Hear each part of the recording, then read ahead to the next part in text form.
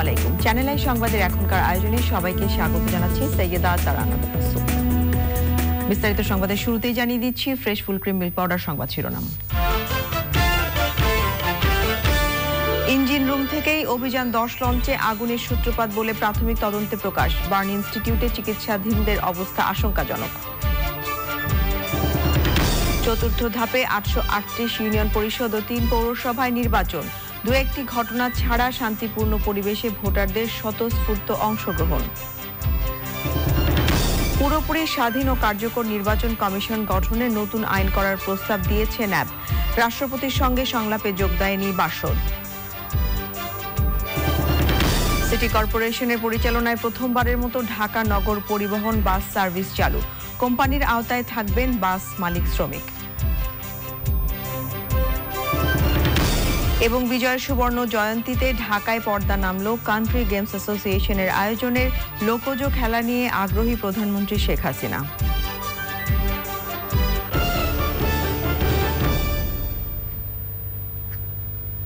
এছাড়া নিটোটাটা বিশেষ সংবাদে থাকছে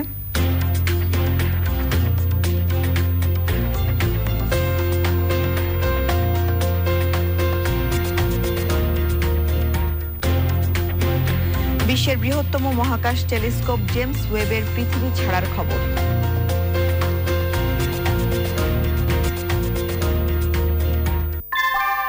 কুয়াশায় সাল ছুঁয়ে পানি আর কত হয়রানি আছে সমাধান। বসত ঘরে লাগাও আনো আসি। সংবাদ শিরোনামগুলো জানাচ্ছিলাম। এখনকার এই সংবাদ আয়োজন একই সঙ্গে চ্যানেল আই অনলাইনে লাইভ টিভি এবং চ্যানেল আই অনলাইনের ভেরিফাইড ফেসবুক পেজেও সরাসরি প্রচার হচ্ছে। এবারে পুরো সংবাদ। ঝালকাঠির সুগন্ধা নদীতে এমভি অভিযান 10-এ অগ্নিকাণ্ডে প্রাণহানির ঘটনায় ওই লঞ্চের 4 মালিক সহ 8 জনের বিরুদ্ধে গ্রেফতারি পরোয়ানা জারি করেছেন ঢাকার নৌ আদালত। ইঞ্জিন রুম থেকেই আগুনের সূত্রপাত হয়েছে বলে মনে করছে নৌ পরিবহন মন্ত্রণালয়ের গঠিত তদন্ত কমিটি। আগুনে দগ্ধ শেখ হাসিনা বার্ন ইনস্টিটিউটের আইসিইউতে চিকিৎসাধীন 3 জন ও এইচডিইউতে থাকা 2 জনের অবস্থা আশঙ্কাজনক। সাবরিনা হাসানের রিপোর্ট।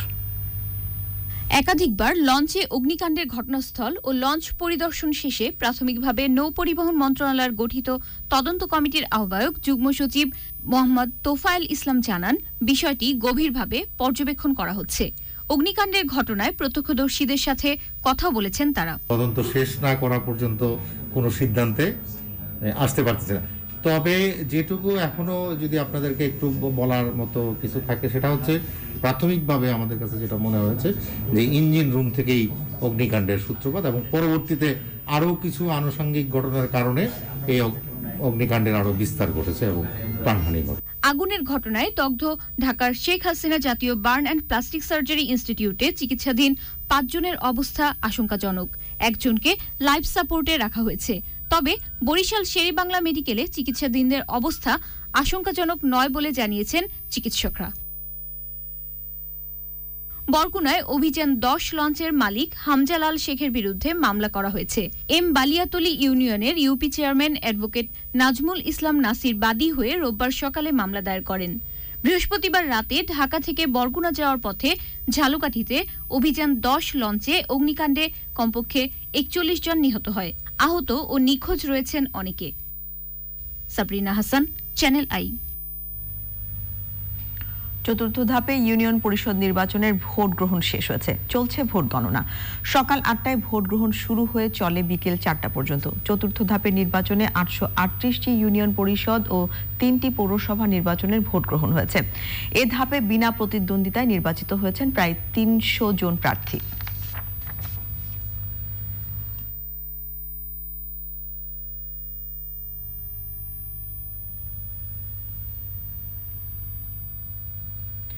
চতুর্থ ধাপে 838টি ইউনিয়ন পরিষদ ও 3টি পৌরসভার মধ্যে 38টি ইউপিতে ভোট শেষ হয়েছে। কিছু জায়গায় কেন্দ্র দখল, ধাওয়া পাল্টা ধাওয়ার খবর পাওয়া গেছে। মাদারীপুরের রাজৈর ইউনিয়ন নির্বাচনকে কেন্দ্র করে প্রতিপক্ষের হামলায় ছাত্রলীগের সাবেক সাধারণ সম্পাদক গোলাম রাব্বানী আহত হয়েছেন। উপজেলা স্বাস্থ্য কমপ্লেক্সে প্রাথমিক চিকিৎসা দেওয়া হয়েছে। প্রতিনিধিদের পাঠানো তথ্য ও ভিডিও চিত্রে সাদিয়া ওমরের রিপোর্ট। 10 নভেম্বর চতুর্থ ধাপে 840টি ইউনিয়ন পরিষদ নির্বাচনের তফসিল ঘোষণা করা হলেও নির্বাচন হচ্ছে 838টি ইউনিয়ন পরিষদে। বিভিন্ন জটিলতায় 2টি ইউনিয়নে নির্বাচন স্থগিত করা হয়েছে। সুষ্ঠু ও নিরাপদ পরিবেশে নির্বাচন অনুষ্ঠানে মোতায়েন করা হয়েছে আইনশৃঙ্খলা বাহিনীর অতিরিক্ত সদস্য। নির্বাচনে চেয়ারম্যান পদে ৩,৮১৪ জন, সংরক্ষিত নারী সদস্য পদে ৯,৫১৩ জন এবং সাধারণ সদস্য পদে ৩০,১০৬ জন প্রার্থী প্রতিদ্বন্দ্বিতা করছেন। চেয়ারম্যান পদে এই ধাপে ১৬টি রাজনৈতিক দল প্রার্থী দিয়েছে, তবে প্রার্থীদের অর্ধেকের বেশি স্বতন্ত্র। চতুর্থ ধাপের ইউপি নির্বাচনে মোট ২৯৫ জন প্রার্থী বিনা প্রতিদ্বন্দ্বিতায় নির্বাচিত হয়েছেন। তাদের মধ্যে চেয়ারম্যান পদে ৪৮ জন, সংরক্ষিত নারী সদস্য ১১২ জন এবং সাধারণ সদস্য পদে ১৩৫ জন। এর আগে ২১শে জুন ও ২০শে সেপ্টেম্বর প্রথম ধাপের দুদফায় ৩৬৯টি এবং ১১ই নভেম্বর দ্বিতীয় ধাপে ৮৩৩টি, তৃতীয় ধাপে ২৮শে নভেম্বর ১,০০০টি ইউপিতে ভোট হয়। পঞ্চম ধাপে ৫ই জানুয়ারি ৭০৭টি এবং ষষ্ঠ ধাপে ৩১শে জানুয়ারি ২১৯টি ইউনিয়নে ভোট হবে। Sadia Omar, channel I. নির্বাচন কমিশন গঠন নিয়ে রাষ্ট্রপতির সঙ্গে সংলাপে নির্বাচন কমিশনকে সম্পূর্ণ স্বাধীন ও কার্যকর করে গড়ে তুলতে আইন করার প্রস্তাব দিয়েছে ন্যাশনাল আওয়ামী পার্টি ন্যাপ। ধর্মের অপব্যবহার, কালো টাকা ও পেশি শক্তির ব্যবহার বন্ধ করে শান্তিপূর্ণ নির্বাচন ব্যবস্থা বাস্তবায়নের দাবি জানায় দলটি। আজ সময় নির্ধারিত থাকলেও রাষ্ট্রপতির সঙ্গে সংলাপে যোগ দেয়নি বাংলাদেশ সমাজতান্ত্রিক দল বাসদ। রিপোর্ট করছেন তারিকুল ইসলাম মাসুম। নির্বাচন কমিশন গঠন নিয়ে রাষ্ট্রপতি মোহাম্মদ আব্দুল হামিদের সঙ্গে সংলাপে তৃতীয় দল হিসেবে অংশ নেয় ন্যাশনাল আওয়ামী পার্টি ন্যাপ। শাসক দল আওয়ামী লীগ নেতৃত্বাধীন ১৪ দলের অংশী দল ন্যাপের ৭ সদস্য আলোচনায় অংশ নেন। নেতৃত্ব দেন দলটির কার্যকরী সভাপতি আইভি আহমেদ। সংলাপ শেষে বঙ্গভবন থেকে বের হয়ে সাংবাদিকদের তিনি জানান, ন্যাপ নির্বাচন কমিশনকে শক্তিশালী করা এবং নির্বাচন ব্যবস্থা শান্তিপূর্ণ করতে রাষ্ট্রপতির কাছে ৭ দফা প্রস্তাব দিয়েছে।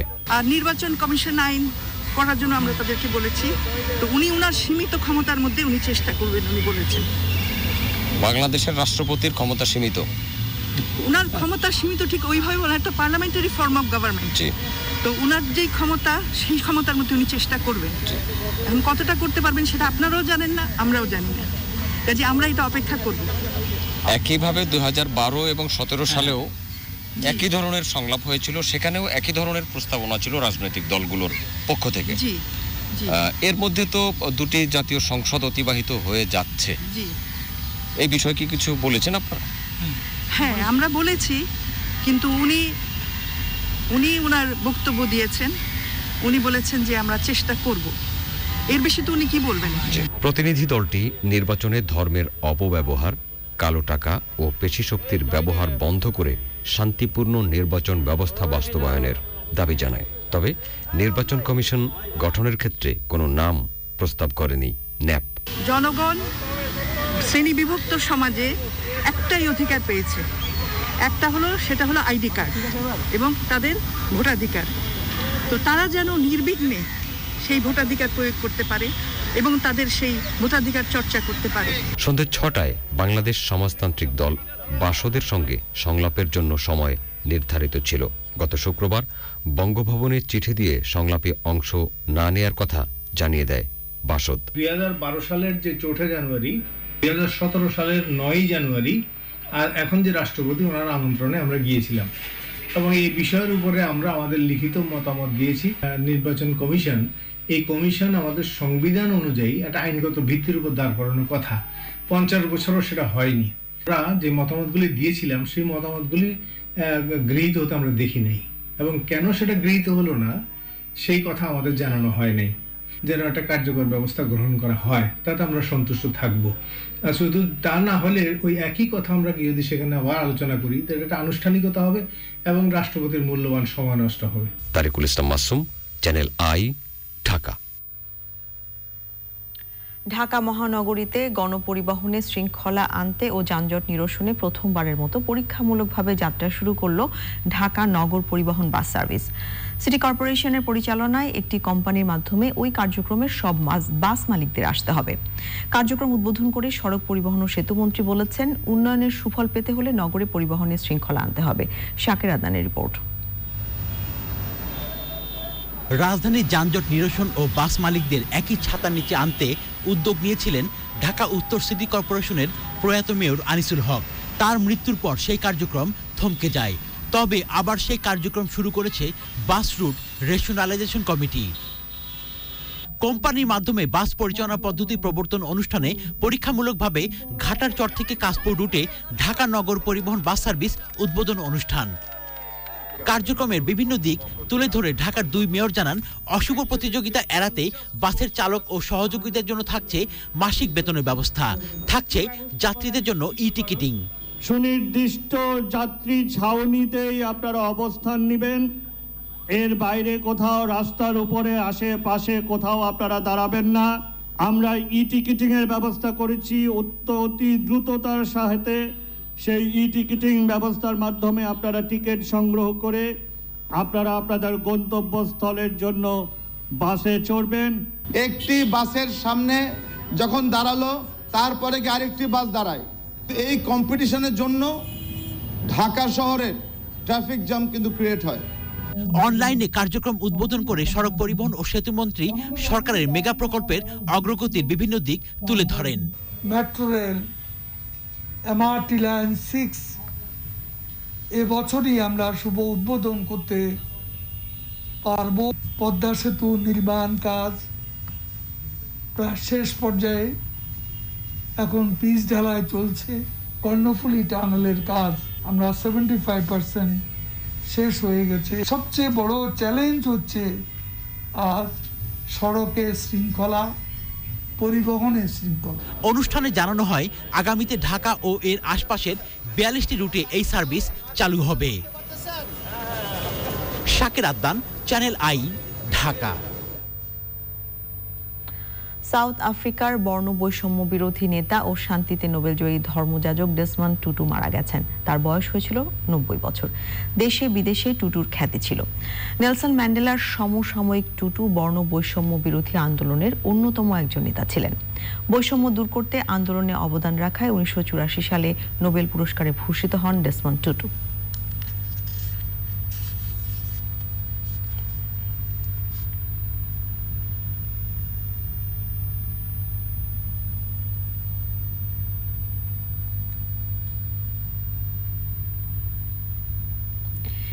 একুশে পদকপ্রাপ্ত সাংবাদিক দ্য ফিনান্সিয়াল হেরাল্ডের সম্পাদক প্রয়াত রিয়াজউদ্দিন আহমেদের প্রতি শ্রদ্ধা নিবেদন করেছেন সর্বস্তরের মানুষ। বক্তারা বলেছেন, মুক্ত সাংবাদিকতা ও গণতন্ত্রের জন্য লড়াইয়ে রিয়াজউদ্দিন আহমেদের অবদান চিরস্মরণীয় হয়ে থাকবে। জাতীয় প্রেস ক্লাবে তার প্রথম নামাজে জানাজার পর মরদেহ গ্রামের বাড়ি নরসিংদীর মনোহরদীতে নিয়ে যাওয়া হয়। বিকেলে বনানী কবরস্থানে তার দাফন সম্পন্ন হয়। পরাগ আজিমের রিপোর্ট। সাংবাদিক রিয়াজউদ্দিন আহমেদ ছিলেন দ্য ফিনান্সিয়াল এক্সপ্রেস এবং দ্য নিউজ টুডে পত্রিকার প্রতিষ্ঠাতা ও সম্পাদক। সবশেষ দ্য ফিনান্সিয়াল হেরাল্ডের সম্পাদক হিসেবে দায়িত্ব পালন করছিলেন। রিয়াজউদ্দিন আহমেদ জাতীয় প্রেস ক্লাব ও বাংলাদেশ ফেডারেল সাংবাদিক ইউনিয়নের সভাপতি ছিলেন। হাসপাতালে চিকিৎসাধীন অবস্থায় শনিবার দুপুরে মারা যান 76 বছর বয়সী এই সাংবাদিক। সহকর্মী, ওনার যারা শুভাকাঙ্ক্ষী আছেন দেশবাসী, সবার কাছে ওনার আত্মার রুহের মাগফিরাত কামনা করে দোয়া প্রার্থনা করছি। রাজধানীর জাতীয় প্রেস ক্লাবে তার প্রথম নামাজে জানাজায় অংশ নেন রাজনীতিবিদ, সাংবাদিক সহ নানা শ্রেণী পেশার মানুষ। ওনার সাংবাদিকতার মূল্যবোধকে আমরা শ্রদ্ধা জানিয়ে আরো আমরা নিজেরা আরো অধিকতর স্তরে আমরা সাংবাদিক হতে পারি। যতগুলো গুণ থাকা দরকার আন্তর্জাতিক লেভেলে এবং দেশীয় লেভেলে আমি দেখেছি, প্রত্যেকটা গুণে তিনি গুণান্বিত ছিলেন। আমরা তেমন একজনকে হারিয়েছি। সাংবাদিক সমাজ যেমন অনেক ক্ষতিগ্রস্ত হয়েছে, জাতীয় প্রেস ক্লাব ক্ষতিগ্রস্ত হয়েছে। জানাজার পর রিয়াজউদ্দিন আহমেদের প্রতি শ্রদ্ধা নিবেদন করেন বিভিন্ন ব্যক্তি ও সংগঠন। তিনি সাংবাদিকদের স্বার্থের প্রশ্নে, তাদের অধিকারের প্রশ্নে একজন অনমনীয় নেতা ছিলেন এবং গণতন্ত্রের পক্ষে তার যে সংগ্রাম, তার যে অবদান, সেটা এই জাতি সব সময় স্মরণে রাখবে বলে আমি বিশ্বাস করি। একদিকে তার মতাদর্শগত যা অবস্থানটা খুব স্পষ্ট ছিল, কিন্তু তার সঙ্গে তিনি তার পেশাদারিত্বের কোনো সংমিশ্রণ ঘটান নাই। মত প্রকাশের স্বাধীনতার যে আন্দোলন, গণমাধ্যমের স্বাধীনতার যে আন্দোলন, তিনি সম্পাদক পরিষদের ব্যানারে সম্পাদক হিসেবে, প্রাক্তন নেতা হিসেবে তিনি আমাদের সঙ্গে সামনে এসে দাঁড়াতেন। উনি সাংবাদিকদের জন্য যেমন করেছেন, জনগণের বক্তব্য রাখার জন্য তার একটা ছিল। তাকে স্মরণ রাখাটা হবে গণতন্ত্রের জন্য সহায়ক একটা শ্রদ্ধা নিবেদনের পর রিয়াজউদ্দিন আহমেদের মরদেহ তার গ্রামের বাড়ি নরসিংদীর মনোহরদীতে নিয়ে যাওয়া হয়। সেখানে দ্বিতীয় জানাজা নামাজের পর ঢাকার বাড়িধারা জামে মসজিদে তার তৃতীয় নামাজে জানাজা। এরপর বনানী কবরস্থানে এই গুণী সাংবাদিকের চিরনিদ্রায় শয়ান। পরাগ আজিম, চ্যানেল আই, ঢাকা। এবারে ফিরে দেখা 2021।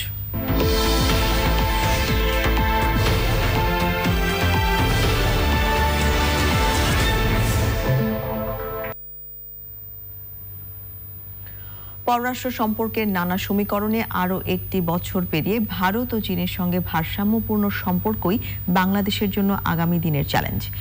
কূটনৈতিক সম্পর্ক বিশ্লেষকরা বলছেন, বছরের শেষ দিকে কয়েক কর্মকর্তার উপর মার্কিন নিষেধাজ্ঞায় কিছুটা হোঁচট খেলেও আন্তর্জাতিক সম্পর্কে কুশলী সক্ষমতা অর্জন করেছে বাংলাদেশ। মাসুর শাকিলের রিপোর্ট। মার্চ মাসে স্বাধীনতার সুবর্ণ জয়ন্তী ও বঙ্গবন্ধুর জন্মশতবার্ষিকীর অনুষ্ঠানে অতিথি ছিলেন ভারতের প্রধানমন্ত্রী সহ সার্ক দেশগুলোর কয়েকজন রাষ্ট্র সরকার প্রধান, আর বিজয়ের সুবর্ণ জয়ন্তীতে ভারতের রাষ্ট্রপতি। করোনার কারণে 19 মাসের বিরতির পর প্রধানমন্ত্রী শেখ হাসিনার প্রথম বিদেশ সফর ছিল যুক্তরাষ্ট্রে জাতিসংঘ অধিবেশন উপলক্ষে। বছরের শেষ দিকে তিনি মালদ্বীপ সফর করেছেন। এর আগে জলবায়ু সম্মেলন উপলক্ষে যুক্তরাজ্য ও ওই সময় ফ্রান্সও সফর করেন তিনি। এর বাইরে আফগানিস্তান সহ বিভিন্ন ইস্যুতে আন্তর্জাতিক ফোরামে পরিষ্কার কিন্তু ভারসাম্যপূর্ণ অবস্থানের প্রমাণ রেখেছে বাংলাদেশ। সবকিছু সরাসরি মেনে না নিয়ে আমরা নিজেদের যেখানে আমরা স্বার্থ দেখব সেই জিনিসটাকে আমরা আগের তুলনায় একটু বেশি প্রজেক্ট করার সামর্থ্য আমাদের বেড়েছে।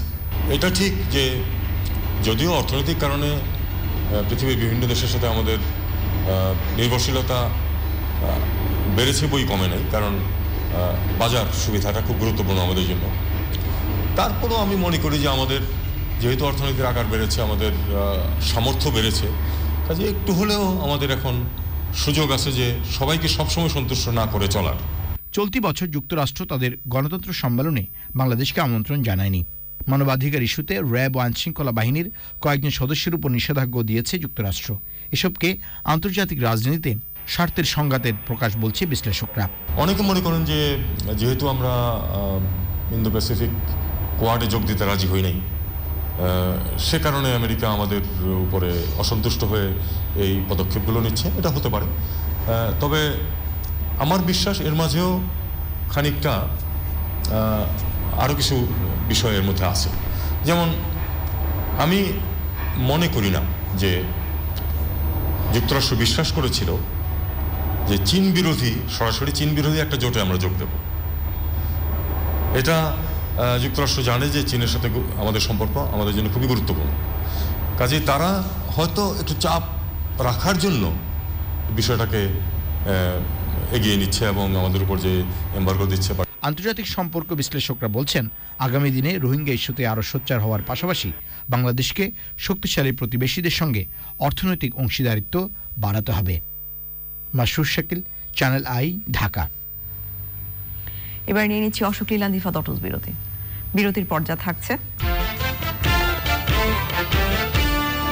কঙ্গোর উত্তরাঞ্চলীয় বেনি শহরের রেস্টুরেন্টে আত্মঘাতী বোমা হামলায় 6 জন নিহত, দায় স্বীকার করেনি কোনো গোষ্ঠী।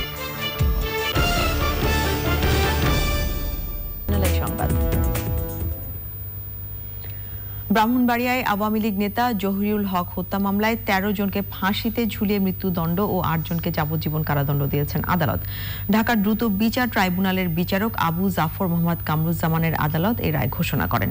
2016 সালের 14 নভেম্বর ব্রাহ্মণবাড়িয়ার নাটাই এলাকায় ওয়ার্ড আওয়ামী লীগের সাধারণ সম্পাদক জহিরুল হককে হত্যা করা হয়। সদর থানায় নিহতের ভাইয়ের দায়ের করা মামলায় 21 জনের বিরুদ্ধে চার্জশিট দেন আদালত। সাজা পাওয়া আসামিদের মধ্যে 5 জন পলাতক রয়েছেন। এবারে জিপিএইচ ইস্পাত বাংলাদেশের অগ্রযাত্রা সংবাদ।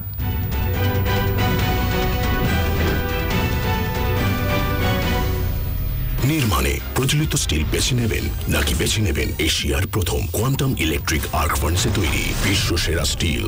জিপিএইচ ইস্পাত, দৃঢ়তার প্রতিশ্রুতি। পর্যটন শহর রাঙামাটিকে নতুন করে সাজানো হচ্ছে। পর্যটক বান্ধব করে গড়ে তুলতে পাহাড়ি শহরে বহুমুখী উন্নয়ন প্রকল্প বাস্তবায়ন করা হয়েছে। শহর পরিচ্ছন্ন ও শতভাগ স্যানিটেশন সেবা নিশ্চিত করতে আরও উন্নয়ন প্রকল্পের কাজ চলছে। মনসুর আহমেদের পাঠানো তথ্য ও ভিডিও চিত্রে সৌমিক আহমেদের রিপোর্ট।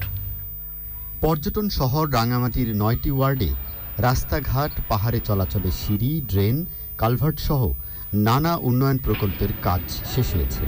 শহরের ভাঙা সড়ক সংস্কার করায় খুশি এলাকাবাসী। অতীতে এত ভালো রাস্তা ছিল না, এখন সম্প্রসারিত করে অনেক রাস্তায় উন্নত করা হয়েছে। রাস্তা, সিঁড়ি, ট্রেন সহ ব্যাপক উন্নয়ন করতেছে। কাউন্সিলরদের দাবি, পর্যটন শহরের প্রতিটি ওয়ার্ডে সুষম উন্নয়ন চলছে। চেষ্টা করেছে এলাকার উন্নয়ন, রাস্তাঘাট, সিঁড়ি, কালভার্ট, ড্রেন, স্যানিটেশন এগুলো নিয়ে কাজ করার জন্য, এবং যথেষ্ট সফলভাবে আমরা শেষ করেছি। আপনারা দেখতে পাচ্ছেন বাস্তবায়নের যে চিত্রগুলো। আমরা আশা করছি তাহলে আমরা পৌরবাসী যে সেবার মান আরও আমরা উন্নতি করতে পারব। সরকারের ইউজিএফ প্রকল্প সহ থোক বরাদ্দের মাধ্যমে 50 কোটি টাকার উন্নয়ন কাজ বাস্তবায়ন করা হয়েছে।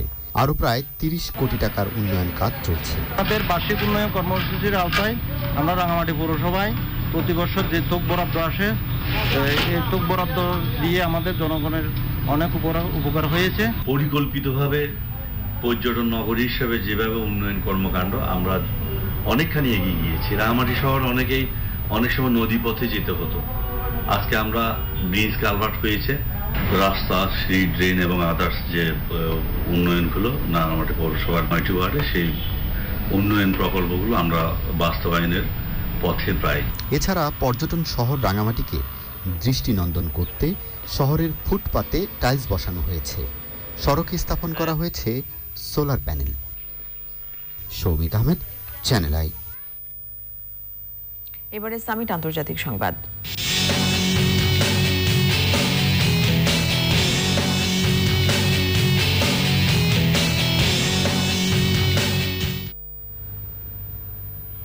কঙ্গোর উত্তরাঞ্চলীয় বেনি শহরের একটি রেস্টুরেন্টে আত্মঘাতী বোমা হামলায় কমপক্ষে 6 জন নিহত হয়েছেন। বড়দিনের অনুষ্ঠান চলার সময় ওই হামলা হয়।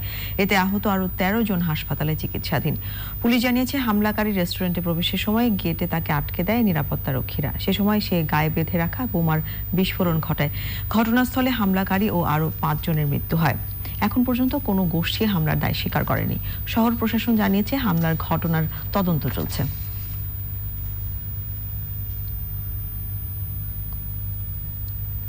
এবারে নিটোলটাটা বিশেষ সংবাদ।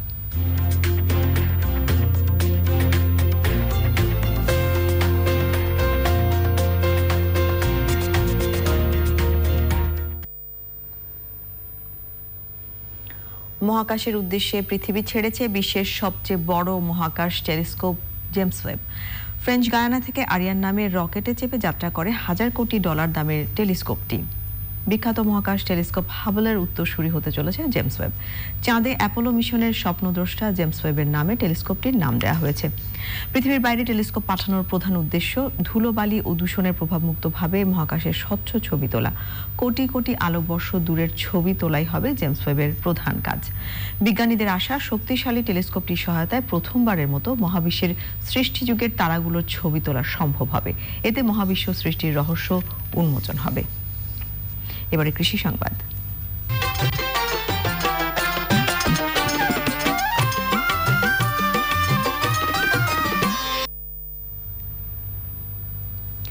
শুধু দেশ নয়, বিদেশেও রাজশাহীর খেজুর গুড়ের কদর রয়েছে। শীত মৌসুমে ভোরের সূর্য ফোটার আগেই কনকনে শীত উপেক্ষা করে রস সংগ্রহ আর গুড় তৈরিতে ব্যস্ত হয়ে পড়েন গাছিরা। গুড়ের ব্যাপক চাহিদা থাকায় দামও ভালো পাচ্ছেন তারা। রাজশাহী থেকে আবু সালে মোহাম্মদ ফাত্তার পাঠানো তথ্য ও ভিডিও চিত্রে সুদীপ্তা মাহমুদের রিপোর্ট। খেজুরের রস সংগ্রহ আর গুড় তৈরিতে পরিবার পরিজন নিয়ে ব্যস্ত সময় পার করছেন গাছিরা। গত 2 বছর মহামারী করোনায় লোকসান হলেও এবার লাভের আশা করছেন তারা। মাঘ মাসে গুড় বানানি আপনার জাল দিয়ে এখন আমরা গুড়টা তাকে নিয়ে এসে আপনার খড়মা ঢালি, খড়মা নিয়ে যা আপনার বিক্রি করি। মাঝামাঝির দিকে খেজুরের গাছের রস পাই, তারপরে রস নিয়ে যা বাড়িতে জাল দিয়ে বাজারে বিক্রি করি। গতবারের চাই এবার গুড়ের দাম একটু বেশি, এবার আমরা একটু লাভবান হব। রাজশাহী জেলার পবা, বাঘা, চারঘাট, পুঠিয়া ও দুর্গাপুর উপজেলায় খেজুর গাছের সংখ্যা সবচেয়ে বেশি। এই এলাকার খেজুরের গুড় বিক্রি হয় মহানগর সহ জেলার বিভিন্ন স্থানে। একটু কমা কোয়ালিটি 130 টাকা, 120 টাকা, যেটা ভালো কোয়ালিটি 150, 160 পার কেজি। এখন শীতের মৌসুম তো 1-2 মাস সেল ভালোই হচ্ছে। আমাদের গরু 1 নাম্বার। মনে হচ্ছে ভালো, বলতেছে ভালো, এখন কি হবে জানি না। দাম বেশি নেই না, ঠিক আছে, ওই আপনার কোয়ালিটির উপরে দাম নির্ভর করে। কৃষি বিভাগের হিসেব, জেলা জুড়ে প্রায় 12 লাখ খেজুর গাছ রয়েছে। শীত মৌসুমে এখান থেকে গুড় উৎপাদন হয় প্রায় 6,900 মেট্রিক টন। আমাদের এই এলাকায় অভিজ্ঞ গাছি আছে, তারা খেজুরের রস আহরণ করতে পারে। তো এখন দিনে দিনে এই খেজুরের গাছের যে মানে গাছের সংখ্যা কমে যাচ্ছে, যার কারণে গাছ থাকলেও খেজুরের গুড় আহরণটা কিছুটা কমে যাচ্ছে। বাজার গবেষকরা বলছেন, বাণিজ্যিক ভিত্তিতে খেজুর গাছের বাগান করা গেলে লাভজনক ও সম্ভাবনাময় খাত হয়ে উঠবে এটি। Sudipta Mahmud, channel I.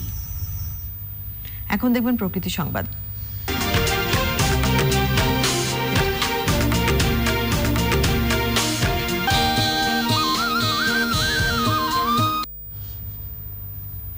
নেত্রকোনায় পরিত্যক্ত গাছগাছালি ও বাঁশ বেত দিয়ে নান্দনিক বিভিন্ন পণ্য তৈরি করেন কারুশিল্পী AR খান শরীফ। বাজারে শৈল্পিক বৈচিত্র্যে পরিপূর্ণ এসব সামগ্রীর প্রচুর চাহিদা রয়েছে। বাণিজ্যিকভাবে উৎপাদন ও বিক্রি করে সফল হয়েছেন তিনি। জাহিদ হাসানের তথ্য ও ভিডিও চিত্রে সৌমিক আহমেদের রিপোর্ট। বাঙালির হাজার বছরের ইতিহাস ঐতিহ্যে লোক ও কারুশিল্পের অবস্থান অনেক দৃঢ়। প্লাস্টিক পণ্যের সমারোহে কারুশিল্পের আবেদন কমে আসলেও এখনও এর ভালো বাজার রয়েছে। পরিত্যক্ত কাঠ, বাঁশ ও বেত জাতীয় বস্তুকে পণ্যে রূপান্তরিত করছেন নেত্রকোনার পূর্বধলা উপজেলার পাইকুড়া গ্রামের AR খান শরীফ। আমার এটা আগে থেকেই মানে একটা শখ ছিল যে মোটামুটি কিছু হাতের কাজ করার, মানে ক্রিয়েটিভ কিছু কাজ করার। তো ওইখান থেকেই মানে আমি শুরু করলাম এট ফার্স্ট বনসাই দিয়ে প্রজেক্টটা শুরু করলাম। এখন বর্তমানে আমার 3টা প্রজেক্ট আছে। একটা প্রজেক্টের নাম হচ্ছে গিয়ে হ্যান্ডিক্রাফট, মানে হস্তশিল্প যেটা, আর হোম ডেকোর, আর হচ্ছে কি ইন্টেরিয়র প্রজেক্ট করে অল্প অল্প করে আস্তে আস্তে এডি করতে করতে এখন এই পর্যন্ত আসছে। তখন আল্লাহ দিলে আমরার যে একটা অভাব অবটন আছিল, এটা এখন দূর হয়ে গেছে। গ্রামের দুস্থ ও বেকার নারীদের কর্মসংস্থান হয়েছে তার কারু ও হস্তশিল্প প্রতিষ্ঠানে। এই কাজ করিয়া আমরা হাজার টাকা হাই দইলে আমরা ভালো মাত্রা চলতেছি। তো এটিহাদে আমার অনেক কিছু লাভ হয়, আমি অনেক কিছু করতে পারি। বিসিক বলছে এ ধরনের শিল্প পরিবেশ রক্ষায় ভূমিকা রাখছে। পরিত্যক্ত কৃষি ব্যবহার্য জিনিসপত্র থেকে তার কাঁচামাল সংগ্রহ করে, এতে করে পরিবেশের উপর যে প্রভাব পড়তো, পরিত্যক্ত জিনিসপত্র পরিবেশ দূষণ মুক্ত। এখাতে আরও উদ্যোক্তা তৈরিতে সহযোগিতার কথা জানিয়েছে বিসিক। Soumik Ahmed, channel I. এবারে পপুলার লাইফ ইন্স্যুরেন্স বাণিজ্য সংবাদ।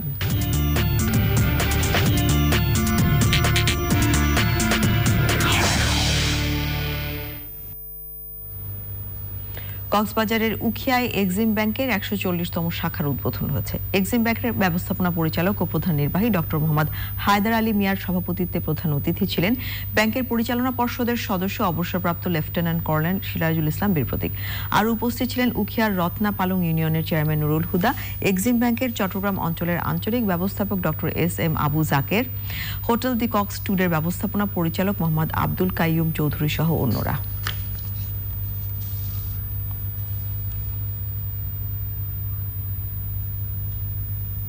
আবার নিয়ে নিচ্ছে অশোক লীলান্তি ফতরস বিরতির পর্যায়ে থাকছে। নিউজিল্যান্ডের তাওরাঙ্গাতে পূর্ণ অনুশীলনে বাংলাদেশ ক্রিকেট দল। করোনা মুক্ত হয়ে দলের সাথে যোগ দিলেন স্পিন কোচ রাংনা হেরাত। ফিট হয়ে গেল না,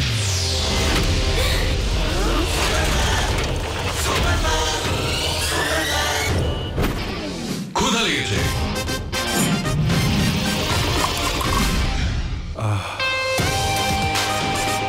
এখন না মিটিং, চলো। নরসো ক্ষুধার জ্বালা সুপে মেটা। সারাদিনের ব্যস্ততায় ত্বকের যত্ন নেওয়ার সময় কই, ফলাফল শুষ্ক ত্বক। এজন্য আমার চাই ভ্যাসলিন ডিপ রেস্টোর। এতে আপনারা দেখছেন চ্যানেল আই সংবাদ। বিজয়ের সুবর্ণ জয়ন্তীতে দেশব্যাপী গ্রামীণ লোকজ খেলা আয়োজনের সমাপনী অনুষ্ঠান হয়ে গেল ঢাকায়।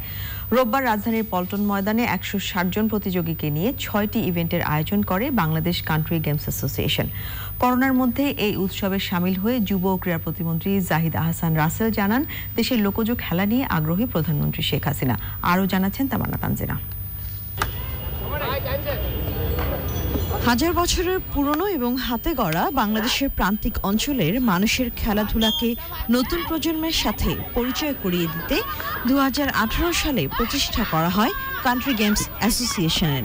3 বছরের মধ্যে একটা বছর করোনাতেই থমকে গিয়েছিল, কিন্তু এর মধ্যেও ভিন্নধর্মী এই উদ্যোগের জন্য প্রশংসিত হয়েছেন কান্ট্রি গেমস অ্যাসোসিয়েশনের উদ্যোক্তারা।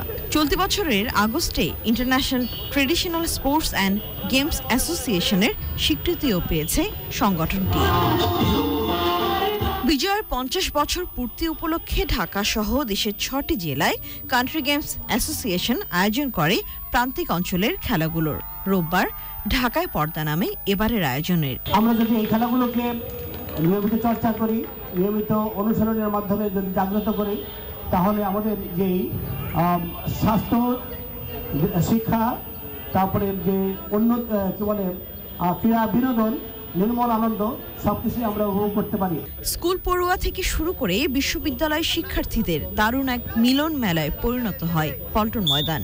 ঢাকা ও এর পার্শ্ববর্তী 5 জেলা ও 2 সিটি কর্পোরেশনের প্রতিযোগীরা অংশ নেন গোল্লাছুট, হাডুডু, দাঁড়িয়াবান্ধা, বৌচি, মোরগ লড়াই ও দড়ি লাফের।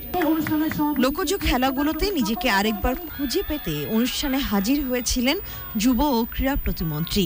জানিয়েছেন, প্রধানমন্ত্রী নিজেও চান এই খেলাগুলোর সাথে পরিচিত হোক নতুন প্রজন্ম। আমরা অবশ্যই এই উদ্যোগকে সাধুবাদ জানাই। এটি আমাদের সরাসরি আসলে পৃষ্ঠপোষকতার প্রয়োজন, না হলে এটি আসলে সেভাবে এগোতে পারবে না। আমরা আলাদা কিছু বরাদ্দ যাতে আমরা এই অ্যাসোসিয়েশনের জন্য আমরা দেব, যাতে করে এই হারিয়ে যাওয়া খেলাগুলোকে আবার ফিরিয়ে আনার জন্য তারা যে কাজ করছেন, কষ্ট করছেন, চেষ্টা করছেন, এটা যেন তারা এগিয়ে নিতে পারেন। আমাদের মাননীয় প্রধানমন্ত্রী জননেত্রী শেখ হাসিনা সবসময় বলেন যে এই ধরনের হারিয়ে যাওয়া খেলাগুলোকে আবার পুনরুজ্জীবিত করতে হবে। ধরনের ক্রীড়া অনুষ্ঠানের মাধ্যমে সারা বাংলাদেশে ক্রীড়ার কর্মকাণ্ডগুলো অনুশীলন হতে পারে, ছড়িয়ে পড়তে পারে এবং ছেলেমেয়েরা ক্রীড়ার ক্ষেত্রে আগ্রহী হতে পারে। এ ধরনের অ্যাসোসিয়েশন, বিশেষ করে কান্ট্রি গেমস, যেভাবে আন্তরিকতার সাথে খেলাধুলার পাশে থাকেন বা করেন, সেভাবে অন্যান্য ফেডারেশনগুলো তারা এগিয়ে। শুরু থেকেই কান্ট্রি গেমসের পাশে আছে পৃষ্ঠপোষক প্রতিষ্ঠান নোয়াপাড়া গ্রুপ। যে খেলাগুলো হারিয়ে যাচ্ছে, আমার মনে করি এরকম আরও বেশি করে প্রতিযোগিতার অনুষ্ঠান যদি আমরা করতে পারি, তাহলে আমাদের যারা পরবর্তী যে জেনারেশন, তাদের জন্য এটা খুব ভালো হবে। করোনায় বন্দি দশা থেকে তরুণদের খানিকটা মুক্ত বাতাসে ফিরিয়ে আনার পাশাপাশি কান্ট্রি গেমসের আয়োজন দেশব্যাপী খানিকটা আলো ছড়িয়ে প্রশান্তি দিয়ে গেছে ক্রীড়াপ্রেমীদের মনে। ঢাকার বিজয়ীদের হাতে পুরস্কার তুলে দেন কৃষি উন্নয়ন ও গণমাধ্যম ব্যক্তিত্ব শাইখ সিরাজ। তামান্না Tanzina, channel I, Dhaka.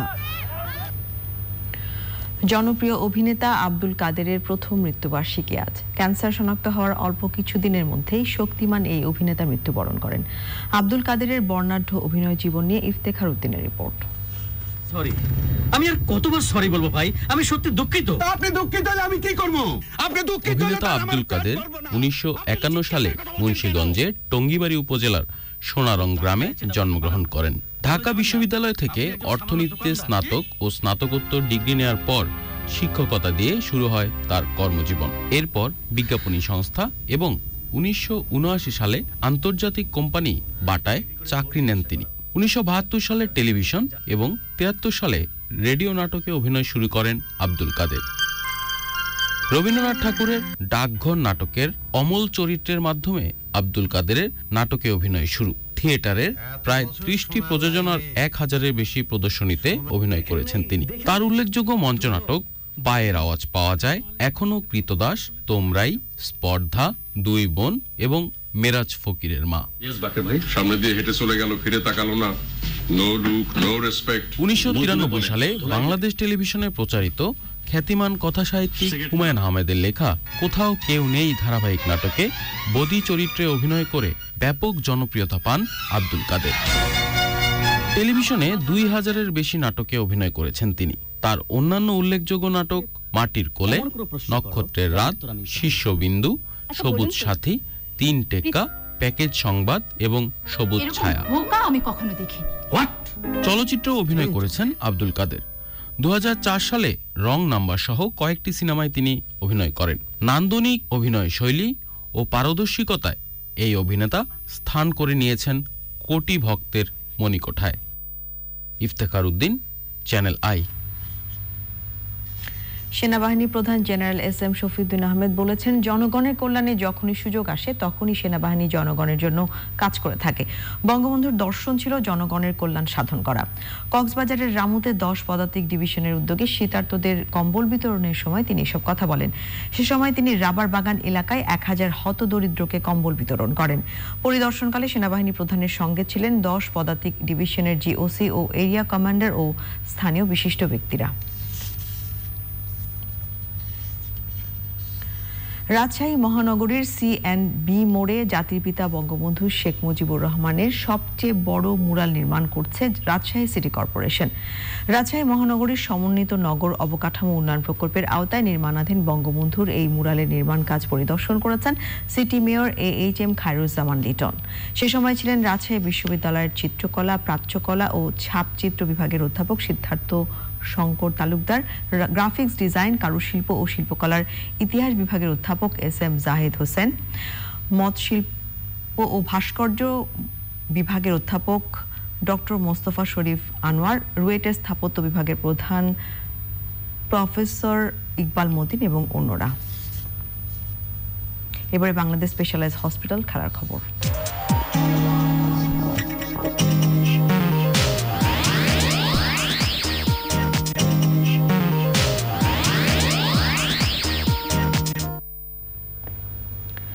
New Zealand সফরে গিয়ে এই প্রথম পুরোপুরি অনুশীলন করল বাংলাদেশ ক্রিকেট দল। প্রথম টেস্টের ভেন্যু তাওরাঙ্গার মাউন্ট মঙ্গানুইতে সব বিভাগেই আলাদা আলাদা প্র্যাকটিস করেছে টাইগাররা। করোনা মুক্ত হয়ে এদিনই দলের সাথে যোগ দিয়ে স্পিন কোচ রংনা হেরাত জানিয়েছেন, সবকিছু পেছনে ফেলে এখন শুধুই সিরিজ নিয়ে মনোযোগী দল। রিপোর্ট করছেন আরিফ চৌধুরী। 9 ডিসেম্বর থেকে এক প্রকার বন্দি দশায় ছিল বাংলাদেশের টেস্ট টিম। ক্রাইস্টচার্চ পৌঁছার পর থেকেই ক্রিকেটের চেয়ে দফায় দফায় Covid test, room quarantine, hotel quarantine, isolation, social distancing এইসব বিষয় নিয়ে ব্যস্ত ছিল সবাই। প্রথম টেস্টের ভেন্যু তাওরাঙ্গার মাউন্ট মঙ্গানুইতে এই প্রথম ব্যাটে বলে ফিল্ডিংয়ে ঘাম ঝরেছে টাইগারদের। PCR টেস্টে পজিটিভ আসায় সবচেয়ে বেশি দিন কোয়ারেন্টাইনে থাকতে হয়েছে স্পিন কোচ রঙ্গনা হেরাতকে। তবে আসার খবর, নিউজিল্যান্ড স্বাস্থ্য বিভাগের সনদ নিয়ে তিনি যোগ দিয়েছেন দলের সাথে। আমি ভীষণ খুশি। টেস্টের 4 দিন বাকি থাকতে অন্তত দলের সাথে কাজে যোগ দিতে পারলাম। 14 দিন খুব কঠিন ছিল, এজন্য BCB ও নিউজিল্যান্ড স্বাস্থ্য বিভাগকে ধন্যবাদ। 4 দেয়ালের বন্দি সময় পেছনে ফেলে এখন দল ও সিরিজেই মনোযোগ এই লঙ্কান কোচের। এতদিন কি হয়েছে তা দ্রুত ভুলে যেতে চাই। এখন শুধুই টেস্ট সিরিজের দিকে ফোকাস করতে চাই। তাছাড়া মাঠে নামার আগে প্র্যাকটিস ম্যাচগুলো আমাদের জন্য খুব গুরুত্বপূর্ণ। টানা 3 দিন অনুশীলন শেষে 28 ও 29 ডিসেম্বর নিউজিল্যান্ড 11-এর বিপক্ষে প্র্যাকটিস ম্যাচ খেলবে বাংলাদেশ দল। 1 জানুয়ারি শুরু হবে প্রথম test. Arif Chowdhury, sports desk, channel I. Boxing day টেস্টের প্রথম দিনে ইংল্যান্ডের বিপক্ষে দাপট দেখিয়েছে হোস্ট অস্ট্রেলিয়া। মেলবোর্নের ঐতিহাসিক MCG গ্রাউন্ডে ইংলিশদের 185 রানে অল আউট করে নিজেরা 1 উইকেট হারিয়ে 61 রান তুলে দিন শেষ করেছে অজিরা। টসে জিতে আগে ফিল্ডিং বেছে নেন অধিনায়ক প্যাট কামিন্স। ইংলিশ ব্যাটসম্যানদের কোণঠাসা করে রাখেন কামিন্সের পেস এবং পরে নাথান লায়নের ঘূর্ণি। অধিনায়ক জো রুটের 50 ছাড়া আর কোনো ইংলিশ ব্যাটসম্যানই সুবিধা করতে পারেননি। ঠিক 50 করে আউট হন রুট। অস্ট্রেলিয়ার পক্ষে কামিন্স এবং লায়ন নিয়েছেন 3টি করে উইকেট। জবাব দিতে নেমে ব্যক্তিগত 38 রান করা ওপেনার ডেভিড ওয়ার্নারকে হারিয়ে 61 রান তুলে দিন শেষ হয় হোস্টদের। 124 রানে পিছিয়ে থেকে দ্বিতীয় দিন শুরু করবে অস্ট্রেলিয়া।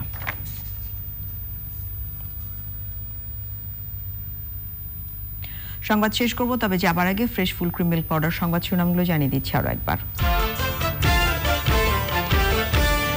ইঞ্জিন রুম থেকে অভিযান 10 লঞ্চে আগুনের সূত্রপাত বলে প্রাথমিক তদন্তে প্রকাশ। বার্ন ইনস্টিটিউটে চিকিৎসাধীনদের অবস্থা আশঙ্কাজনক। চতুর্থ ধাপে 838 ইউনিয়ন পরিষদ ও 3 পৌরসভায় নির্বাচন। 2-1টি ঘটনা ছাড়া শান্তিপূর্ণ পরিবেশে ভোটারদের স্বতঃস্ফূর্ত অংশগ্রহণ।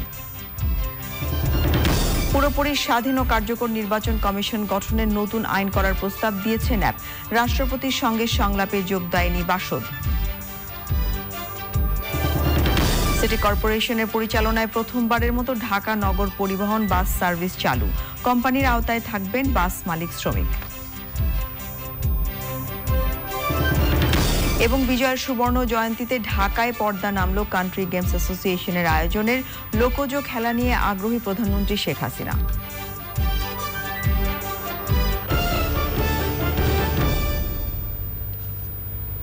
চ্যানেল আই সর্বশেষ সংবাদ জানতে যে কোনো মোবাইল অপারেটর থেকে ডায়াল করুন 22626 নম্বর। এছাড়া যে কোনো সময় সর্বশেষ সংবাদ জানতে চ্যানেল আই অনলাইন